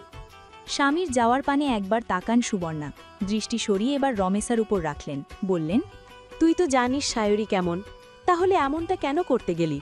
এখন আর কিছু করার নেই, অন্য কোথাও গিয়ে কাজ খুঁজে নে। কি কন চাচি, কত বছর ধরে আপনি গো এনে কাম করি, আপনি গো না দেখলে থাকবো কেমনে? আমি তো অত কিছু ভাইব্বা হ্যাগো কই নাই। শায়রির রাগ কমলে না হয় দেখা যাবে। আজকের দিনটা কাজ করে চলে যা। রমেশার মুখ জুড়ে ঘনিয়ে এলো আধার। ড্রয়িং রুমে থমথমে পরিবেশ। যে যার যার মতো চলে গেল। সত্যি রমেশা খারাপ মনে কিছু বলেনি। ব্যাপারটা এতদূর পর্যন্ত গড়াবে তাও হয়তো আন্দাজ করতে পারেনি। অনেক বছর হলো এ বাড়িতে কাজ করছে সে। হয়ে উঠেছে বাড়ির একজন সদস্য। চাইলেই অন্য কোথাও হয়তো কাজ জোগাড় করে নিতে পারবে, কিন্তু আদৌ কি এখানকার মতো এত আপন হয়ে উঠতে পারবে? সেদিনের মতো কাজ করে সেই আধারে ঘেরা মুখ নিয়েই রেজাবিলা ছাড়ল রমেশা। বাবার কথায় স্যুট বুট পরে সকাল সকাল চাকরির ইন্টারভিউ দেওয়ার উদ্দেশ্যে বাড়ি থেকে বের হয়েছে উচ্ছ্বাস। উদাস দৃষ্টি মেলে খোলা আকাশের দিকে তাকিয়ে চুলগুলোয় হাত বুলিয়ে নিল। হাতের ইশারায় দাঁড় করালো একটা রিকশা। ভাড়া ঠিক করা শেষে রিকশায় উঠতে যাবে, তখনই কোত্থেকে যেন দৌড়ে এলো শায়রি। উচ্ছ্বাসকে ধাক্কা দিয়েই উঠে পড়ল দাঁড় করানো রিকশায়। তারই হেন কাণ্ডে ভ্রু কুচকায় উচ্ছ্বাস। কিছু বলার জন্য ঠোঁট দুটো প্রশস্ত করতেই শায়রি বলে ওঠে, আরে আপনি তার সকাল সকাল মানুষ সেজে কোথায় যাওয়া হচ্ছে? হ্যাঁ, তার কথায় আশ্চর্য হলো উচ্ছ্বাস। মানুষ আবার মানুষ সাজে কিভাবে? এতদিন কি সে মানুষ ছিল না? তবে কি ছিল? প্রশ্নগুলো গলাধ্যকরণ করে চিবিয়ে চিবিয়ে বলল, তোমার নাকি বেকার ছেলে পছন্দ নয়, তাই চাকরিজীবী হতে যাচ্ছে। গিয়ে লাভ নেই, এমন অপদার্থকে কে চাকরি দেবে? এবারের চাকরিটাও হবে না। হতাশ দৃষ্টিতে শায়রিকে পর্যবেক্ষণ করল উচ্ছ্বাস। উত্তর না দিয়েই আরেকটা রিকশা ডেকে উঠে পড়ল তাতে। শায়রি স্বগতোক্তি কণ্ঠে শুধালো, আপনার বাইক কোথায়? বাড়িতে। কেন? বাইকে করে ইন্টারভিউ দিতে যাওয়ার জন্য নিষেধাজ্ঞা জারি করেছে বাবা। হাসল শায়রি। আরও কিছু বলতে চাইল, কিন্তু তার আগেই রিকশা চালককে তাড়া দিয়ে চলে গেল উচ্ছ্বাস। তার যাওয়ার পানে চেয়ে মনটা খারাপ হলো শায়রির। এমন সময় বেফাঁস কথা বলা নিশ্চয়ই তার উচিত হয়নি, বরং শায়রির উচিত ছিল একটু সাহস জোগানোর। কিন্তু এটাই তো আর প্রথম নয়। এর আগেও অনেক চাকরির ইন্টারভিউ দিয়ে এসেছিল উচ্ছ্বাস, একটাতেও সিলেক্ট হয়নি। প্রতিবারই কোনো না কোনো গণ্ডগোল বাঁধিয়ে এসেছে।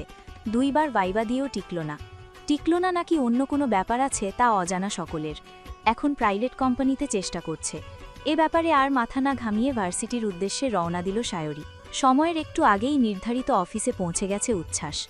গত ইন্টারভিউতে আসতে দেরি হওয়ায় ইন্টারভিউ রুমে অসংখ্য খোঁচা মারা কথা শুনতে হয়েছিল তাকে, যার কারণে চুপচাপ চলে এসেছিল সেখান থেকে। যা ঠিকই সাব্বির আহমেদের কান পর্যন্ত পৌঁছে গেছিল, কারণ কোম্পানিটায় ওনারই একজন পরিচিতে চাকরি করতেন উচ্চ পদে।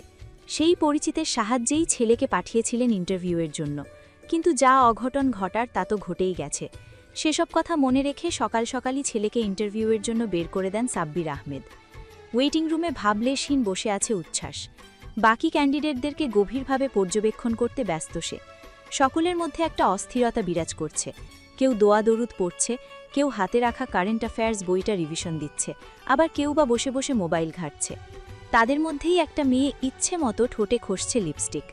পাশে বসা ছেলেটি ফিসফিস করে উচ্ছ্বাসের উদ্দেশ্যে প্রশ্ন করল, ভাই নার্ভাস লাগছে না আপনার? ছেলেটির দিকে গাঢ় দৃষ্টিতে তাকালো উচ্ছ্বাস। ছেলেটির বয়স এই মুহূর্তে অনুমান করা যাচ্ছে না। চোখের নিচে গভীর ডার্ক সার্কেল, অযত্নে বেড়ে উঠেছে ছোট ছোট দাড়ি, চুলগুলো কদম ছাটা। উচ্ছ্বাসের থেকে আশানুরূপ কোনো উত্তর না পেয়ে চুপ করে গেল ছেলেটি। একজন একজন করে ডাক পড়ল ভেতরে। 6 জনের পর এবার ভেতরে প্রবেশ করল উচ্ছ্বাস। বিশাল এক টেবিলের অপর পাশে বসে আছেন 4 জন, তাদের সামনে রাখা একটি চেয়ার। 4 জনের মধ্যে একজন তাকে ইশারা করল চেয়ারে বসতে। ইন্টারভিউ নিচ্ছেই তো একজন একজন করে, তাহলে 4 জন এসে বসে থাকার কী দরকার ছিল? অযথা কাজে ফাঁকি দেওয়া। উচ্ছ্বাসের সঙ্গে আনা ফাইলের মধ্যে থাকা প্রাতিষ্ঠানিক কাগজপত্রগুলো মনোযোগ সহকারে দেখে একজন বললেন, শিক্ষা বোর্ডের রেজাল্টগুলো তো দেখছি খুবই ভালো। ব্রাইট স্টুডেন্ট ছিলেন, তা বিশ্ববিদ্যালয়ে গিয়ে এমন অধপতন হলো কেন? ভালো প্রতিষ্ঠান থেকে কিনা এমন সিজিপিএ নিয়ে বের হয়েছেন? কথাটা লজ্জাজনক হলেও উচ্ছ্বাসের চোখে মুখে কোনো প্রতিক্রিয়া দেখা গেল না। স্বাভাবিকভাবেই বলল, যতটা বলছেন ততটাও খারাপ নয়। এসসিজিপিএ দিয়ে বাংলাদেশে ভালো একটা চাকরি পাওয়া যায়। প্রশ্নকর্তা চুপসে গেলেন। কিছু প্রশ্ন করব, তার উত্তর সঠিকভাবে দিতে পারলে আপনাকে নিয়ে আমরা ভেবে দেখব। এবারও কোনো প্রতিক্রিয়া লক্ষ্য করা না যাওয়ায় তাকে সোজাসুজি প্রশ্ন করা হলো, বলুন তো মিস্টার উচ্ছ্বাস আনান, বাংলাদেশের ক্রিকেট দলের কোন খেলোয়াড় সর্বপ্রথম সেঞ্চুরি করে? কেন, আপনারা জানেন না? থতমত খেয়ে গেলেন লোকটি। আমতা আমতা করে বললেন, জানবো না কেন? আমরা তো আপনার ইন্টারভিউ নিচ্ছি, তাই যা প্রশ্ন করা হচ্ছে তার উত্তর দিন। Next question. ইউরোপ মহাদেশে কয়টা দেশ? থাকি এশিয়া মহাদেশে, সেখানে ইউরোপে কয়টা দেশ আমি কি করে জানবো? আর আপনি জেনে বা কি করবেন? তেতে উঠলেন ওনারা। বললেন, যা জিজ্ঞেস করছি পারলে তার উত্তর দিন, নইলে চলে যান। পড়লাম ব্যবস্থাপনা নিয়ে, চাকরি ইন্টারভিউ দিতে এলাম ব্যবস্থাপনা বিভাগীয় পদে, আর প্রশ্ন করেন সেঞ্চুরি ইউরোপ মহাদেশ নিয়ে। গাঞ্জা করে দল, চাকরি না করলে আমার পাল ছেড়ে যাবে। ঝাঝালো কণ্ঠে কথাগুলো বলেই ফাইলটা নিয়ে বসা থেকে উঠে দাঁড়ালো উচ্ছ্বাস। সজোরে চেয়ারে একটা লাথি মেরে বেরিয়ে গেল রুম থেকে। উপস্থিত লোক 4 জন চমকিত, বিস্মিত, হতবাক। ফজরের নামাজ শেষ করেই নিয়ম করে রোজ হাঁটতে বেরোন সাব্বির আহমেদ। নিয়মটা চালু হয়েছে এই তো বছর 10 আগে, তাও আবার ডাক্তারের কড়া নির্দেশে। পেশায় একজন ব্যাংকার থাকায় বেশিরভাগ সময়ই এক জায়গায় বসে বসে কাজ করতে হয়েছে ওনাকে, যার কারণে একটা সময় ডায়াবেটিসের তীব্র রোশানলে আক্রান্ত হতে হয়। সব পরীক্ষা নিরীক্ষা করার পর ডাক্তার চোখের চশমাটা নাকের ডগায় নামিয়ে এনে গম্ভীর কণ্ঠে বলেছিলেন, দেখুন মিস্টার সাব্বির আহমেদ, আপনার অবস্থা কিন্তু খুবই শোচনীয়। এই শোচনীয় অবস্থাকে নিয়ন্ত্রণে আনার জন্য প্রতিদিন বেশি বেশি করে পানি পান করতে হবে, খাবারের প্রতি সতর্ক থাকতে হবে এবং মাইলের পর মাইল হাঁটাহাঁটি করতে হবে। হাঁটাহাঁটি করার সময় কোথায় ডাক্তার? সকাল সকালই তো অফিসে ছুটতে হয়, আর ফিরতে ফিরতে হয় রাত। হেঁটে হেঁটে অফিসে যাবেন, আবার হেঁটে হেঁটে ফিরবেন। স্বাস্থ্যও ভালো থাকবে, অর্থও বেঁচে যাবে। ডাক্তারের পরামর্শটা ছিল চমৎকার, যার সঙ্গে সঙ্গে মনে ধরেছিল সাব্বির আহমেদের। কিপটামি স্বভাবটা তিনি বংশ পরম্পরায় বাপদাদার নিকট থেকে পেয়েছিলেন এবং ভেবেছিলেন নিজের ছেলেও হয়তো বংশের ধারাই অব্যাহত রাখবে। কিন্তু ওনাকে পরিপূর্ণভাবে নিরাশ করে দিয়ে ছেলে হয় ওনার ঠিক বিপরীত স্বভাবের। কিভাবে কোথায় টাকা খরচ করবে সেই চিন্তাতেই যেন সারাক্ষণ মশগুল থাকে উচ্ছ্বাস। ছোটবেলায় বাপের পকেট মারত, আর এখন মেরে দেয় বিল্ডিংয়ের 2-1টা ফ্ল্যাটের ভাড়া। আজ সকালেও হাঁটতে বের হয়েছেন সাব্বির আহমেদ। পথিমধ্যে তপন রেজার সঙ্গে দেখা হতেই চায়ের টঙে গিয়ে জুড়ে দিয়েছেন গল্প। দুজনেই আবার এক নাওয়ের মাঝি কিনা, একই অফিসে একই পদে চাকরি করতেন দুজনে। সেখান থেকেই ওনাদের বন্ধুত্বপূর্ণ সম্পর্কের শুরু। একসময় বন্ধুত্বটা নিজেদের ব্যক্তিজীবন থেকে একেবারে পরিবারের মধ্যেও চলে আসে। চা খেতে খেতে তপন রেজা বলে উঠলেন, আপনার ছেলেকে দেখলাম পরিপাটি হয়ে কোথায় যেন যাচ্ছে। সহজে তো তাকে অমন পোশাক আশাকে দেখা যায় না। চাকরির ইন্টারভিউ দিতে গিয়েছে। সাব্বির আহমেদের সোজা সাপটা উত্তর। বাহ, এটা তো ভালো খবর। ইদানিং খারাপ সঙ্গ নিয়ে চলাফেরা করতে দেখি। শিক্ষিত ভালো পরিবারের ছেলের কি এসব মানায়? মনে মনে ছেলের প্রতি ভীষণ ক্ষিপ্ত হলেন সাব্বির আহমেদ। এই ছেলেটাই ওনার সব মান সম্মান ডোবাচ্ছে, কিন্তু অন্যের সামনে তো আর নিজের সম্মান খোয়ালে চলে না। কৃত্রিম হেসে বললেন, যাদের সঙ্গে চলে তারাও উচ্চ পরিবারের ছেলে। লেখাপড়া শেষে চাকরি বাকরি না পেয়ে আর কি ঘুরে বেড়ায়। উচ্ছ্বাসেরও চাকরি করার কোনো প্রয়োজন পড়ে না। আমার যা আছে সব তো ওরই, একমাত্র ছেলে আমার। বাড়ি ভাড়া যা আসে তা দিয়েই পায়ের ওপর পা তুলে বউ বাচ্চা নিয়ে আরামসে দিন চলে যাবে। তবুও জোর করে ইন্টারভিউতে পাঠাই। লেখাপড়া করেছে, এখন একটা চাকরি না করলেই নয়, লোকে মন্দ বলবে। তাছাড়া কথাই আছে না, অলস মস্তিষ্ক শয়তানের কারখানা। তা অবশ্য ঠিক। আমার ছেলেটার কথা আর কি বলবো, সব তো জানেনই। মান সম্মান ডুবিয়ে মেয়ে নিয়ে ভেগে এসেছে। সেদিক দিয়ে উচ্ছ্বাস এখনো ঠিকই আছে, কোনো মেয়ের চক্করে নেই। সন্তর্পণে দীর্ঘশ্বাস ফেললেন সাব্বির আহমেদ। অপ্রস্তুত হাসলেন, ফিসফিস করে বললেন, দিনকাল ভালো না তপন ভাই, সায়রী মাকে একটু দেখে শুনে রাখবেন। ইতর ফাতরা ছেনের পাল্লায় পড়লে আবার সমস্যা। মেয়েকে নিয়ে আমার তেমন চিন্তা নেই ভাই। নিজের ভালোটা মেয়ে আমার খুব ভালো করেই বোঝে। বাবার পছন্দের ওপর তার সম্পূর্ণ ভরসা আছে। বাবা যাকে পছন্দ করবে তাকেই বিয়ে করে নিবে। বলে হাসলেন তপন রেজা। লোকটার জন্য বড্ড কষ্ট হলো সাব্বির আহমেদের। মেয়ের যে বাবার পছন্দের উপর কতটা ভরসা আছে তা উনি বাবা হয়ে না জানলেও সাব্বির আহমেদ খুব ভালো করেই জানেন। অফিস থেকে বের হয়ে একটা সিগারেট ধরালো উচ্ছ্বাস। মুখভঙ্গি দেখে ভেতরে কি চলছে ঠাহর করা দায়। সিগারেট শেষ করে শার্টের ইন খুলে ফেলল, সাথে খুলল শার্টের উপরের দিকের কয়েকটা বোতাম। ফুটপাত দূরে হাঁটছে সে, বাইকটাকে বড্ড মিস করছে। সঙ্গে থাকলে হয়তো সারা শহর ইচ্ছে মতো ঘুরে ফিরে আসা যেত। এই মুহূর্তে বাড়ি ফিরতেও ইচ্ছে করছে না তার। বাড়ি ফিরলেই শুনতে হবে বাবার অসংখ্য বকাবকি। ক্লাস শেষে বন্ধুদের সঙ্গে ঘণ্টাখানেক আড্ডা দিয়ে ভার্সিটি গেট দিয়ে বের হলো সায়রী। গেটের পাশটা পুরোপুরি ফাঁকা। এখনও অনেক শিক্ষার্থী মাঠের ভেতরে বসে আড্ডা দিচ্ছে, আবার কেউ কেউ চলে গেছে বাড়ি। কুয়াশা কেটে প্রচণ্ড রোদ উঠেছে, গা ঝলসানো রোদ। রোদ থেকে বাঁচার জন্য ছাতা আনতে ভুলে গেছে সায়রী। এ সময় রিকশা পেতেও পোহাতে হয় অনেক ঝামেলা। ভাগ্যের জোরে 2-1টা পেলেও চালক ভাড়া চায় বেশি। ডান হাত দিয়ে কপাল ঢেকে আশেপাশে তাকাতেই আপনা আপনি ভ্রুযুগল কুঁচকে গেল। হাতের ইশারায় তাকে কাছে ডাকল উচ্ছ্বাস। এগিয়ে গেল সায়রী।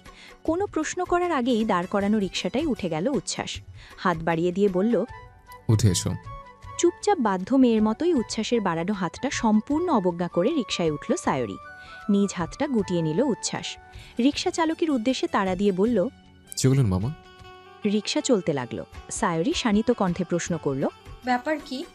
হঠাৎ আমার ভার্সিটির সামনে, আবার আমায় লিফটও দিচ্ছেন? এদিক দিয়েই বাড়ি ফিরতে হতো, তাই ভাবলাম তোমাকে একেবারে সঙ্গে করে নিয়েছে। চাকরি হলো? না।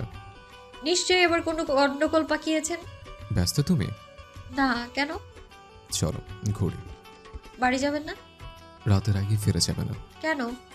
বাবা বকবে। ফিক করে হেসে উঠল সায়রী। তার দিকে সরু দৃষ্টিতে তাকালো উচ্ছ্বাস, থমথমে কণ্ঠে শুধালো, হাসছো কেন? এত বড় ছেলে কিনা বাবাকে ভয় পায়? ওইসব ভয় ডর উচ্ছ্বাসের নেই, শুধু শুধু চেঁচামেচি হবে বলে যাওয়া ক্যান্সেল। বিপরীতে কি বলা যায় খুঁজে পেল না সায়রি, তাই চুপ রইল। আশেপাশে ব্যস্ত দৃষ্টিতে তাকিয়ে তাকিয়ে দেখতে লাগলো। নীরবতা ভেঙে উচ্ছ্বাস শুধালো, ক্লাস তো অনেক আগে শেষ হওয়ার কথা, তাহলে বের হতে এত দেরি হলো যে? ঘাড় ঘুরিয়ে তাকালো সায়রি, খুব সিরিয়াস ভঙ্গিতে বলল, বয়ফ্রেন্ডের সঙ্গে গল্প করছিলাম। রোজ ক্লাস শেষে তাকে সময় না দিলে সে আবার রাগ করে বসে থাকে। তার রাগ ভাঙানো খুবই কঠিন একটা কাজ, তাই আবদারটা পূরণ করি যথাযথভাবে। মুচকি হাসল উচ্ছ্বাস।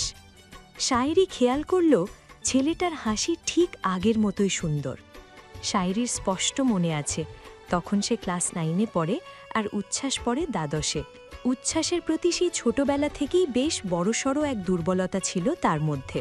উচ্ছ্বাসের সবকিছুই তার কাছে খুব ভালো লাগত। বেশি ভালো লাগত ওই হাসিটা, কিন্তু ছেলেটা যেখানে সেখানে হাসত না, বিশেষ করে শায়রির সামনে তো একদমই নয়। যারপনায় খুব সাহস জুগিয়ে সুযোগ বুঝে উচ্ছ্বাসকে হাসানোর জন্য কাতকুতু দিত শায়রি। তবে সেসব ভেবে মুগ্ধ হওয়ার মতো ভুল কাজ আজ আর করল না সে। রাগ হলো, চরম রাগ। উচ্ছ্বাস তার কথা বিশ্বাস করল না, সেজন্য রাগ। যদিও কথাটা মিথ্যে, তবুও উচ্ছ্বাসকে বিশ্বাস করতেই হবে। কণ্ঠে গাম্ভীর্য এনে বলল, আপনাকে একটা পরামর্শ দিই উচ্ছ্বাস, আমার পিছু পিছু ঘুরঘুর করা বন্ধ করুন। এই জীবনে আমাকে আর আপনি পাচ্ছেন না, আমি হব না আপনার। চাকরি বাকরিতে প্রবেশ করুন, বিয়ে করে আমায় দাওয়াত দিন। ভাইয়ের বিয়ে নিয়ে অনেক প্ল্যান ছিল, কিন্তু ভাইয়া তো পালিয়ে বিয়ে করলো, তাই এখন আমার এই ইচ্ছেটা আপনি পূরণ করুন। সেই দায়িত্বটা আপনার হাতেই দিলাম আমি। আপনার বিয়েতে আমি অনেক ছেলে পটাবো। এত ছেলে দিয়ে কি করবে? তোমার না বয়ফ্রেন্ড আছে? আছে তো কি হয়েছে, বয়ফ্রেন্ডের জায়গায় আছে। আপনার বিয়েতে যে ছেলেকে পটাবো তাকে তো আর বয়ফ্রেন্ড বানাবো না, তাকে একেবারে জামাই বানাবো। এত কষ্ট করার কি দরকার? আমাকে বানিয়ে নাও, আমার অনেক ইচ্ছে। বউয়ের কথায় উঠবো আর বসবো। আহা, আপনাকে বিয়ে করা সম্ভব নয়। কেন? আপনাকে আমার পছন্দ নয়। আগে তো ঠিকই পছন্দ ছিল, উচ্ছ্বাস ভাই বলে মুখে ফেনা তুলে ফেলতে। তাতে আপনার কি? আপনি আমার অনুভূতি নিয়ে মজা করেছেন, পচা পচা কথা বলে আমার প্রস্তাব নাকচ করে দিয়েছিলেন। ও হ্যাঁ, আপনার না লম্বা এবং বিদেশিদের মতো সাদা চামড়ার মেয়ে পছন্দ, তাহলে তার কাছেই যান। সেই রাগ জেদ নিয়ে বসে আছো এখনো? যেটাকে আত্মসম্মান ভাবছ, সেটা কিন্তু আদৌ আত্মসম্মান নয়, সেটা হচ্ছে ইগো। ইগো বড্ড খারাপ জিনিস। উত্তর দিল না শায়রি, মুখ ঘুরিয়ে নিল। ছোট থেকেই বাড়িতে দেখে এসেছে উচ্ছ্বাসদের যাতায়াত। মায়ের সঙ্গে নেহার আন্টির তখন গলায় গলায় ভাব। বিকেলে মায়ের হাত ধরে চলে যেত উচ্ছ্বাসদের বাড়ি। সেখান থেকেই ছেলেটার ন্যাওটা হয়ে যায় শায়রি। উচ্ছ্বাসও তার জন্য ড্রয়ারে রেখে দিত কত রকমের চকলেট। পাশের বাড়ির ভাড়াটিয়ার মেয়ে রোজি আপা পছন্দ করত উচ্ছ্বাসকে। ক্লাসমেট ছিল দুজনে। রোজ রোজ চকলেটের লোভ দেখিয়ে তার হাত দিয়েই উচ্ছ্বাসের জন্য লিখে পাঠাতো চিঠি। মাঝে মধ্যে তার সঙ্গে এঁটে দিত গোলাপ ফুল। রোজির ঘরের বারান্দার টবে গোলাপ গাছ, সেই গাছে ফুল ফুটলেই যত্ন সহকারে তা পাঠিয়ে দিত উচ্ছ্বাসের জন্য। কিন্তু সেই ফুলের টিটিটিও উচ্ছ্বাস কখনো দেখেনি, আর জানেও নি ফুলের কথা। ফুল নিজের কাছে রেখে দিয়ে শায়রি শুধু চিঠিটাই দিয়ে যেত। তখন সবই সে ক্লাস 6-এ পড়া বাচ্চা মেয়ে, অত শত বোঝে না। বড় হতে হতে কিশোরী মনে উথাল পাথাল সৃষ্টি করে প্রেম ভালোবাসা। এইটে উঠেই চরম পাকা হয়ে গেছিল মেয়েটি। অর্ধেক পেকেছিল দুষ্টু বান্ধবীদের পাল্লায় পড়ে, আর বাকি অর্ধেক পাকিয়েছে রোজি আপা। উচ্ছ্বাস তার জীবনের প্রথম প্রেম, প্রথম ভালোবাসা। সে যে প্রেমে পড়েছে যখন তা নিশ্চিত হলো, তখনই রোজি আপার চিঠি উচ্ছ্বাস পর্যন্ত পৌঁছে দেওয়া বন্ধ করে দিল। বেচারি রোজি আপা শেষে বুক ভর্তি বিরহ নিয়েই বাবার জোড়াজুড়িতে এক ভুঁড়ি উঁচু লোককে বিয়ে করতে বাধ্য হল। তাতেও যখন উচ্ছ্বাসের মধ্যে কোনো প্রতিক্রিয়া লক্ষ্য করা গেল না, তখনই শায়রি বুঝে গেল এতদিনকার চিঠিগুলো পড়েইনি ছেলেটা। তাতে কি খুশিই না হয়েছিল শায়রি? শায়রির সব ভাবনার অবসান ঘটিয়ে গমগমে স্বরে উচ্ছ্বাস বলল, তখন তুমি কিশোরী ছিলে, ওই বয়সটা ছিল মানুষের বয়স। ছেলেমেয়েরা আবেগে পরে কত ভুলই না করেন। তুমিও করেছিলে, আর আমি তোমায় বুঝিয়েছিলাম। কিন্তু তুমি ছিলে নাচের বান্দা। বাচ্চারা নাচের বান্দাই হয়। সেদিন ওসব করা কথা না বললে এত দূর এগোতে পারতে না, লেখাপড়া ইমপ্রুভ হতো না। সারাক্ষণ আমার পেছন পেছন ঘুরে ফেল করে বসে থাকতে হতো। প্রিটেস্ট পরীক্ষা ফেল করেছিল, মূলত এসব পাগলামের জন্যই। তাই সেই ব্যবহারের জন্য আমি তোমায় সরি বলছি না। যা করেছে ঠিক করেছে। ছেলেটার মধ্যে সত্যিই কোনো অনুশোচনা নেই, আবার তার জোর গলায় বলছে। বেয়াদব কোথাকার। কাট কাট গলায় শায়েরি বলল। সব আমার আবেগ, সেই আবেগ চলে গেছে, কিন্তু আপনারটা কি? পড়ে আছেন কেন আমার পেছনে? আপনার ভালোবাসাও আবেগ। ভালোবাসা? আমি আবার কবে বললাম তোমায় ভালোবাসে? অপ্রস্তুত হয়ে গেল শায়েরি। অনুভূতি শূন্য দৃষ্টি মেলে তাকালো উচ্ছ্বাসের মুখশ্রীতে। উচ্ছ্বাস ভ্রু নাচালো। শায়েরি প্রশ্ন করল, ভালোবাসেন না? তাহলে এই পিছু নিয়ে বিরক্ত করা এত কিছু কেন? দায়সারাভাবে কলার ঠিক করল উচ্ছ্বাস। বলল, আমি তোমায় ভালোবাসি না, একটুও ভালোবাসি না। তবে তোমার প্রতি আমি মারাত্মকভাবে দুর্বল। তোমাকে না দেখলে, না জানালে আমার ভাল লাগে না। আমার সব অভ্যাসটা তুমি করেছিলে, তাই তোমাকে আমার চাই। যে কোনো মূল্যে তোমাকে আমার চাই। কেন চাই জানি না, তবে শুধু জানি তোমাকে আমার চাই। তোমাকে পাওয়ার অধিকার শুধুই আমার। হাঁ করে তাকিয়ে রইল শায়েরি। বোধগম্য হলো না কিছুই। যাকে ভালোবাসে না আবার তাকেই লাগবে, এই কেমন কথা? ছেলেটার মাথার কি ব্যামো ট্যামো আছে নাকি? কই এতদিন তো তেমন কিছু চোখে পড়েনি। তাহলে আর ভাবতে পারল না শায়েরি। থ্যাম মেরে বসে রইল কিছুক্ষণ। রাগটা মাথাচাড়া দিয়ে উঠতেই জেদ ধরে বলে উঠল, আমি বাড়ি যাব। আমাদের তো ঘোরার কথা ছিল। কখন বলেছি আপনার সঙ্গে ঘুরবো? রিক্সা থামাতে বলুন, বাড়ি যাব আমি। কিছু একটা ভেবে রিকশা থামিয়ে লাফিয়ে নেমে গেল উচ্ছ্বাস। রিকশা চালকের ভাড়া মিটিয়ে ঠিকানা জানিয়ে শায়রির পানে তাকালো। বলল, যাও তাহলে। আপনি কোথায় যাবেন? যেদিকে দু চোখ চায়। স্বাভাবিক কণ্ঠে কথাটা বলেই উল্টো পথে হাঁটা ধরল উচ্ছ্বাস। তার যাওয়ার পথে তাকিয়ে আছে শায়রি। ততক্ষণে রিকশা চলতে লাগল। ধীরে ধীরে অদৃশ্য হয়ে গেল মানুষটা। বাড়িতে রান্না বান্নার ধুম পড়েছে। সুবর্ণা এবং ইকরা ছোটাছুটি করছে চারিদিকে। শাড়ি পরে মাথায় হিজাব বেঁধে গোমড়া মুখে বিছানায় বসে আছে শায়রি। গভীর মনোযোগ সহকারে নখ খুঁজছে।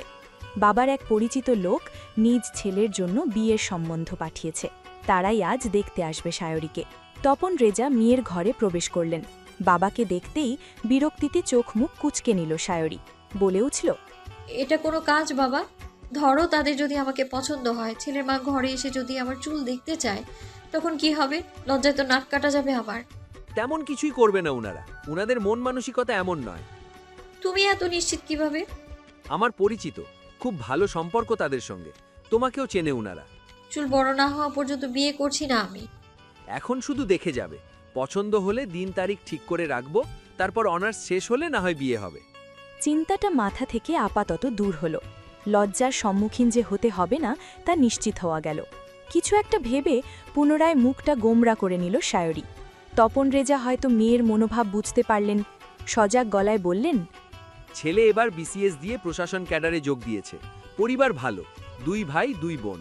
ভাই বোনেরা বিয়ে করে নিজেদের সংসার নিয়ে ব্যস্ত, এখন শুধু সেই বাকি আছে। তাই বাবা মা ভালো মেয়ে খুঁজছেন, নিজেরাই আমার কাছে সম্বন্ধ পাঠালেন। এত ভালো সম্বন্ধ হাতছাড়া করা ভালো নয়। সব কথাবার্তাও আগেই বলে নিয়েছি, তাই কোনো চিন্তা নেই তোর। বিপরীতে বলার মতো কিছু খুঁজে পেল না শায়রি। 7:30 নাগাদ কাঙ্ক্ষিত মানুষগুলো চলে এলো। পাত্রের বাবা মা ভাই ভাবির ব্যবহারে সকলেই মুগ্ধ। বোনেরা সঙ্গে আসেনি। বিয়ে পাকা হলে একসময় এসে ভাইয়ের হবু বউকে দেখে যাবে। সোফায় বসে খুঁটিয়ে খুঁটিয়ে ছেলেটিকে দেখতে ব্যস্ত শায়রি। চোখে মোটা ফ্রেমের চশমা। দেখেই বোঝা যাচ্ছে বেচারা অনেক লেখাপড়া করেছে জীবনে। লেখাপড়া করেই চোখটা অসময় খুইয়েছে। লজ্জাবতী গাছের মতো নুইয়ে রেখেছে মাথা। পুরুষ মানুষ কেন এত লজ্জাবতী হবে? পুরুষ মানুষ হবে গম্ভীর, তীক্ষ্ণ দৃষ্টিসম্পন্ন মানুষ, সাথে হবে ঠোঁটকাটা স্বভাবের। এ ব্যাটা কি আদৌ ঠোঁটকাটা? এক্ষুনি যে পরিমাণ লজ্জায় নুইয়ে রেখেছে মাথা, তাতে বিয়ের পরে কি অবস্থা হবে কে জানে। ভবিষ্যৎ ভাবতে ব্যস্ত শায়রি। ইকরা কানের কাছে ফিসফিস করে বলল, কি ভাবছ? ওনারা কিছু জিজ্ঞেস করছে তোমায়, তার উত্তর দাও। নড়ে চড়ে উঠল শায়রি। ভাবনার মধ্যে ডুবে গিয়ে আশেপাশের কথাবার্তার শব্দ যেন তার কান পর্যন্তই পৌঁছায়নি।